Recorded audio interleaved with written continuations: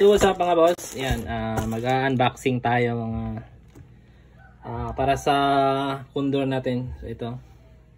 So hope legit to. So titignan natin kung legit nga ba talaga to. Ito na siya guys. So i-open na natin.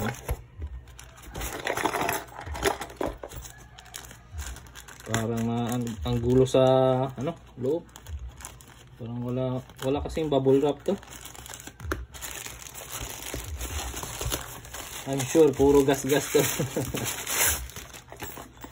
Ako patay. Ako po. Gas-gas to pag buti hindi na gas-gasan. So titignan natin to kung babagay ba talaga to sa natin, condor. So may siya para kung sakaling yung scope na gagamitin nyo is maliit, pwede siya. So yan, okay naman siya. Walang gas-gas pero di siya nakabalot ng bubble wrap. So kala ko may maraming gas-gas kasi ayan, na-mix lang kasi yan, hindi siya separate. Hindi siya naka-separate yung So ayan. So titignan natin kung babagay nga ba talaga to sa condor natin.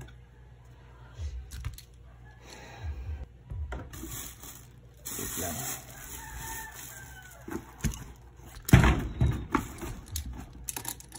Dapat ganyan to, di ba? Hindi ako sure. Oo, ganito talaga yun. Ganyan.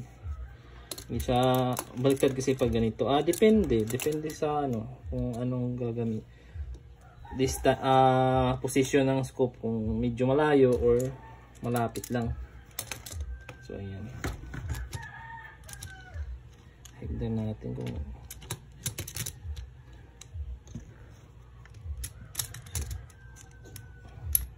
so di na kasi natin to na yung condor natin kasi yun nga work na kasi tayo, tapos yan, sasama kasi ako mga ilang months. Yan, okay naman siya. So yung scope nito, may scope ako Discovery, kaso yun, pinadala ko kasi doon sa last na laruan. So wala na akong scope na extra. Yung scope naman sa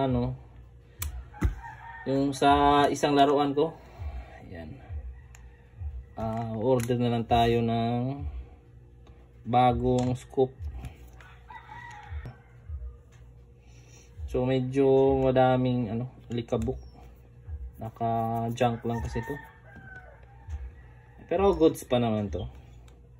Naka lang to, naka standby lang dun sa loob. Ayan, matigas to. Hindi pala.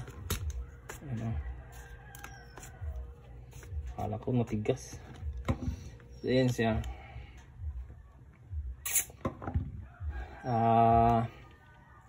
Siguro bibili lang tayo ng bagong scope, yung medyo may kalakihan, para yun babagay dito sa condor design natin. So yung daming sapot yun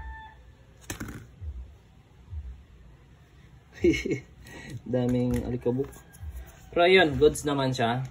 Yan, ayos naman siya. So siguro bagay dito kung di kaya BSA or Discovery yung mahahaba. Yan. So yan. Yan lang muna mga boss. At sa link nito, mura lang to nasa 300 lang to Oo, 300 plus. Basta tignan natin dito sa Walang. Basta 300 lang yung tignan natin dito. Mura lang to guys eh. 300 plus? Oo, ito.